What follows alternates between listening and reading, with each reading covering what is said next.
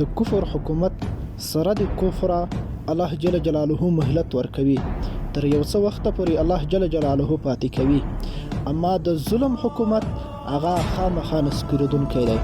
دغه ویډیو به تاسو وینئ، دا په پاکستان کې د یو ځوان کورنۍ هغه د کور ویستل کیږي او کور یې نړول کیږي په دې خاطر چې د دې کور یو ځوان یو زلمی هغه د ټي ټي پي د مجاهدینو سره اړیکې لري. بس صرف هم دې خاطر باندې د هغه کور نړول کیږي او کورنۍ ټوله هجرت ته مجبورولی کیږي. د پاکستان حکومت که هر څومره د کفر قوانین تطبیقول خو الله مهلت ورکوو، الله تر یو څه وخته پورې نه هلاکول، خو لیکن دا چې ظلم یې شروع کو نو انشاءالله دا یې د نسکورېدو وخت نږدې شوی دی. فرعون علیه لعنت هغې ته الله جل جلاله 400 کاله داسې زندگی ورکړه چې په 400 کالونو کې د ده په سر هم نشوه درد. کفر یې کړی و، د خدایي دعوا یې کړې وه، اما ظلم یې نه و شروع کړی.